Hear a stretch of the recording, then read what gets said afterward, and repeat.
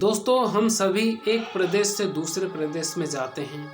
कभी बस से सफ़र करते हैं, कभी ट्रेन से सफ़र करते हैं और जिनके पास ज़्यादा पैसा होता है वो प्लेन से सफ़र करते हैं। मतलब जिनकी हैसियत होती है वो प्लेन से सफ़र करते हैं। अब जब हम जहाँ पर उतरते हैं तो वहाँ से कोई टैक्सी लेता है, कोई कैब ओला कैब बुक कर लेता है, कोई रिक्शे से चला जाता है। लेकिन जब हम रिटर्न आते हैं तो बहुत सारे लोग व्यक्तिगत हो जाते हैं ड्राइवर से। जैसे इधर से गए तो व्यक्तिगत हो जाते हैं, तो दूसरी बार जैसे ओला कैब है तो ओला कैब वाले से डायरेक्ट कांटेक्ट नहीं किया जाता है, उस ड्राइवर से कांटेक्ट कर लिया जाता है। और यही हो सकता है हमारी या आपकी गलती हो सकती है। हमें बाहर जब हम एक प्रदेश से दूसरे प्रदेश में, खासतौर से इंडिया में ही जाएं, तो किन किन बातों का ध्यान रखना चाहिए, इस कहानी से आपको ये अंदाज़ा हो जाएगा। तो इस वीडियो में अंत तक बने रहिएगा, क्योंकि आज की जो सच्ची घटना है ये ऐसी सच्ची घटना है जो सफ़र करने वाले लोगों के लिए खास तौर से संकेत दे रही है। नमस्कार, मेरा नाम है मोहन अहिरवार और आप देख रहे हैं खबर तमर इंडिया का यूट्यूब चैनल। दोस्तों, चैनल पर पहली बार आए हैं तो चैनल को सब्सक्राइब जरूर कर लीजिएगा और बेल आइकन यानी घंटे के बटन को आप जरूर दबा दीजिएगा, जिससे कि आने वाले हर वीडियो हमारे आपको मिलते रहे। दोस्तों, आज की जो सच्ची घटना है ये बेंगलुरु की है। दोस्तों, 31 जुलाई 2023 को सुबह 6:30 बजे बेंगलोर एयरपोर्ट के पास एक गांव है काडा याराहन्नापल्ली। उस गांव के पास एक झाड़ियों में एक लाश मिलती है। उस लाश को शुरुआत में देखने से लग रहा था पुलिस को, क्योंकि उन गांव वालों ने सूचना दी पुलिस में, और फिर पुलिस आई और फिर उस लाश को कब्जे में लिया और उसको भेजा। लेकिन शुरुआत में देखने से लग रहा था कि लड़की बहुत अमीर घराने की है, लेकिन उसका जो चेहरा है पूरी तरह से जो कातिल था उसने ऐसा कर दिया था कि शिनाख्त ही ना हो सके, पहचान ही ना हो सके। लेकिन उस लड़की ने जो जींस पहन रखी थी, टाइटन उसकी जो घड़ी थी, महंगी घड़ी थी, और सैंडल थे ऊना के, वो उन्हीं, क्योंकि पुलिस के पास में दूसरा कोई रास्ता ही नहीं था। पुलिस ने काफ़ी ज़्यादा छानबीन की, लेकिन कोई रास्ता सुराग ही नहीं मिल पा रहा था कि ये लड़की कौन है, कहाँ से आई है, कुछ भी समझ में नहीं आ रहा था। क्योंकि गांव वालों ने सूचना दी थी कि यहाँ पर एक लाश या एक बॉडी पड़ी हुई है। जब उनके पास वो सैंडल्स थे जो कि ब्रांडेड सैंडल थे, घड़ी थी ब्रांडेड घड़ी थी, जींस थी ब्रांडेड जींस थी। तो जितने भी ऑनलाइन शॉपिंग होती है, ये घटना हुई 31 जुलाई 2023 को, और 31 जुलाई 2023 के बाद ही बेंगलुरु पुलिस ने उस लड़की की जो लाश थी उसके बारे में छानबीन शुरू की, लेकिन सुराग कहीं से नहीं मिल पा रहा था। तो जो उसने कपड़े या जींस या घड़ी पहन रखी थी, ऑनलाइन जितनी भी बुकिंग होती है सभी के बारे में पता किया, वो जो घड़ी थी उसके बारे में पता किया, तो उनको कुछ सुराग मिला और पता चला कि ये जो घड़ी या जो जींस है ये खरीदा गया था पश्चिम बंगाल में, कोलकाता में ये घड़ी खरीदी गई थी। लेकिन उसके बावजूद इतना तो पता चल गया कि कोलकाता में ये, क्योंकि डायरेक्ट पता नहीं चला कि किसने खरीदा, लेकिन ये समझ में आया कि इस नंबर की घड़ी या इस नंबर का जींस कोलकाता में गया है, जो मेन जगह पे उन्होंने पता किया। जब कोलकाता में बेंगलोर पुलिस की 2 टीमें गई तो वहाँ पर ये पता किया गया कि 31 जुलाई के बाद में कोई गुमशुदगी की रिपोर्ट दर्ज हुई है क्या।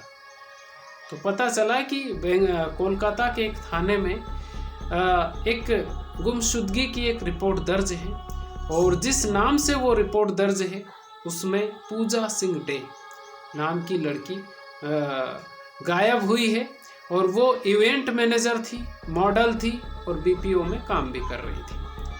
और 30 जुलाई 2023 को पश्चिम बंगाल से बेंगलोर गई हुई थी, और ये जो गुमशुदगी की जो रिपोर्ट दर्ज करवाई थी ये पूजा सिंह डे के पति ने करवाई थी।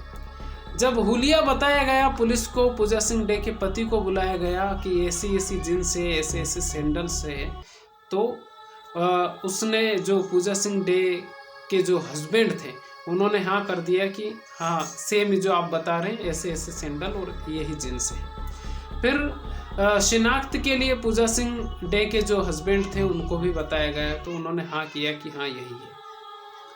अब ये पता करना जरूरी था पुलिस को कि आखिर हत्या किसने की, पूजा सिंह डे की। ये समझ में आ गया कि लड़की तो यहाँ की है, लेकिन हत्या कैसे हुई। उनके पति ने बताया, पूजा सिंह डे के जो हस्बैंड है उन्होंने बताया कि पूजा 30 जुलाई 2023 को एक इवेंट के काम से बेंगलोर गई हुई थी और उसके बाद में उनके मोबाइल पर एक मैसेज आया। मैसेज शुरुआत में पढ़ने से ऐसा लग रहा था कि ये पूजा ने नहीं किया हुआ है, किसी और ने किया है, और उनसे 5 लाख रुपए की मांग की गई है कि वो कहीं फंस गई है पूजा और उनको 5 लाख रुपए की ज़रूरत है।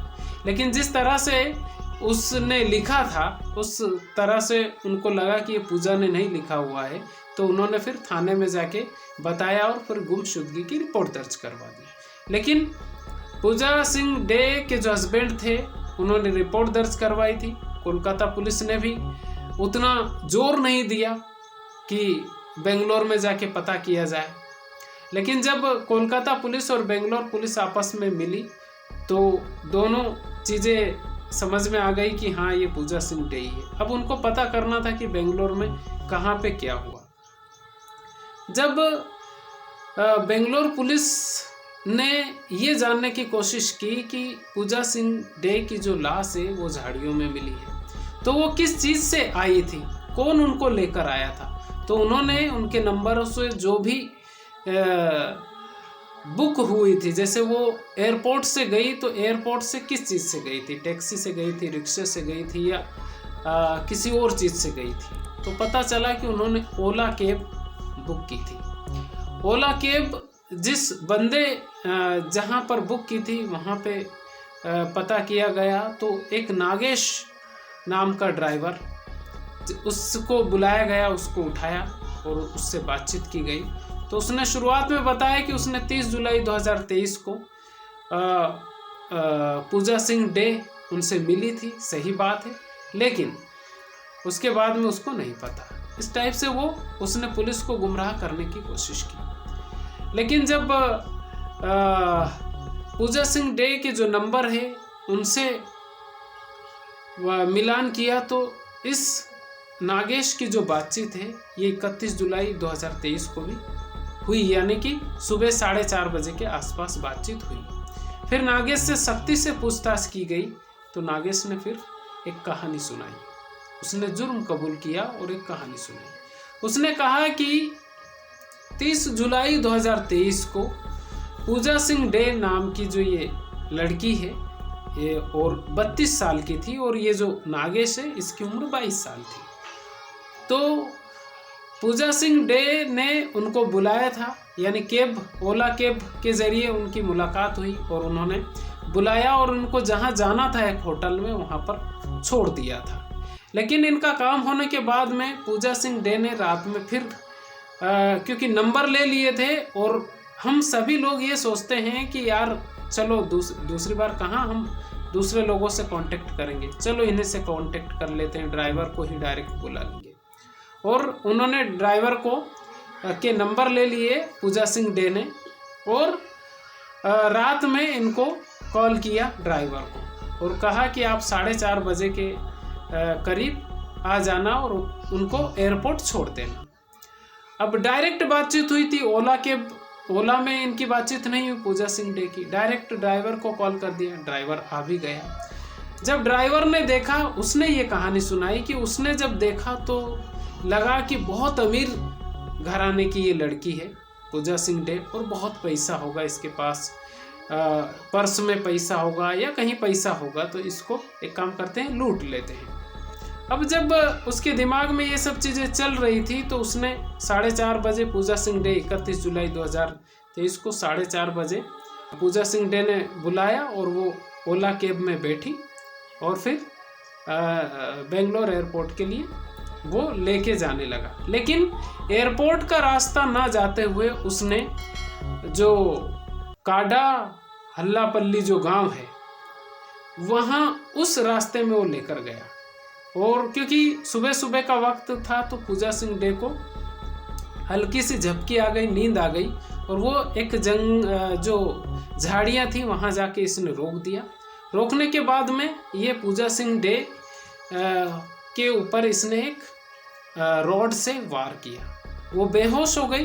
बेहोश होने के बाद में फिर इसने उनकी तलाशी ली तो सिर्फ 500 रुपये मिले, एक मोबाइल मिला, बस, और कुछ भी नहीं मिला उनके पास। जो कुछ कागजात होंगे जैसे आधार कार्ड वगैरह, ये सब चीज़ें मिली, बाकी कुछ नहीं मिला। जब इसने सोचा कि चलो भाग लेते हैं, एक रॉड मारा, उसके बाद में इसने सोचा कि भाग लेते हैं, लेकिन तभी अचानक पूजा सिंह डे की नींद खुल जाती है, वो होश में आ जाती है। होश में आने के बाद में उन्होंने देखा कि उनको दर्द हो रहा है और इसने लूट लिया, उसके सामान चेक कर लिए हैं। तो फिर उन्होंने जवाबी हमला किया, वो चिल्लाई, और चिल्लाने के बाद में इसने फिर एक वार किया। लेकिन वार करने के बाद में, क्योंकि जब झूमा झटकी होती है तो व्यक्ति बचाव करने की कोशिश करता है, लेकिन वो भागने की कोशिश कर रही थी। और तभी इस नागेश नाम का जो 22 साल का ओला ड्राइवर था, इसने पकड़ लिया और सबसे पहले चाकू से वार किया कमर में। कमर में वार करने के बाद में इसने फिर सिर में वार किया, और सिर में वार करने के बाद में बताया जाता है कि बहुत सारे उसने वार किए और उनकी मौके पर ही मौत हो जाती है। पूजा सिंह डे की मौत होने के बाद में फिर ये उन्हीं झाड़ियों में फेंक कर भाग जाता है। अब ये जब भाग जाता है, फिर सुबह होती है और उस गांव के जो काडा यारा हल्लापल्ली जो गांव है, वहाँ उस गांव के जो लोग देखते हैं वो फिर पुलिस को सूचना देते हैं, और फिर ये पूरा राज खुलता है। यानी पश्चिम बंगाल से गई थी, एक इवेंट का कोई काम था पूजा सिंह डे को, उनका रात में ही काम हो गया। वो सुबह वापस अपने घर जा रही थी पश्चिम बंगाल में, लेकिन उनकी एक गलती की वजह से उनकी जान चली गई। आपने बहुत सारे हादसे ऐसे सुने होंगे जिसमें रिक्शे वाला भी धोखा कर लेता है। ओला कैब वाले की तो आपने कहानी सुनी रखी, और भी जो टैक्सी वाले होते हैं जिनकी नीयत साफ नहीं होती है, क्योंकि ये जो ड्राइवर या रिक्शा चलाने वाले होते हैं बहुत सारे ऐसे ही होते हैं, तो उसकी वजह से उनका जैसे अच्छे व्यक्ति को देखते हैं तो उनके मन में वो हो जाता है कि यार पैसा होगा इसकी जेब में। क्योंकि आज के ज़माने में डिजिटल ज़माना है, तो कोई भी व्यक्ति जितना चाहिए होता है 1500 रुपये उतने ही जेब में रखता है, बाकी सब ATM या फ़ोन पे, गूगल पे, पेटीएम, बहुत सारी ऑनलाइन सुविधा चल गई, तो वहाँ पे पैसा रहता है। कैश कोई आजकल पैसा नहीं रखता है, और यही होशियारी पूजा सिंह डे ने की थी। लेकिन उनकी एक गलती ये हुई कि उन्होंने डायरेक्ट ड्राइवर को कॉल कर लिया। अगर वो फिर से ओला में अगर कॉल करती तो शायद दूसरा ड्राइवर आता, लेकिन ये नहीं आता, और यही उनकी गलती रही और अंजाम रहा कि वो आज इस दुनिया में नहीं है। अब फिर भी जो खुलासा हुआ वो पुलिस की सूझबूझ से ही हुआ है, लेकिन हमें सचेत रहना चाहिए, क्योंकि कहीं भी हम जाएं, बाहर जाएं, या एक प्रदेश से बहुत सारे लोग विदेशों में भी जाते हैं, आपने देखा होगा, और जब विदेश में जाते हैं तो वहाँ पर भी हादसे हो जाते हैं, कई बार हमने सुने हैं। दोस्तों, इस कहानी को सुनाने का मकसद किसी के दिल को ठेस पहुँचाना नहीं, बल्कि आपको जागरूक करना है। अब जागरूक हो जाइए और सचेत रहिए, जहाँ भी जाए वहाँ पर चौकन्ना रहिए, खुश रहिए। और ये वीडियो आपको कैसा लगा आप हमें कमेंट करके ज़रूर बताइए। चैनल पर पहली बार आए हैं तो चैनल को सब्सक्राइब जरूर कर लीजिएगा। खुश रहिए, अपने माता पिता का ख्याल रखिए। अगर आपके घर में आपके दादा दादी हो तो 24 घंटे में 1 घंटा उनके पास ज़रूर बैठिए, क्योंकि वो जो आपको नॉलेज दे सकते हैं।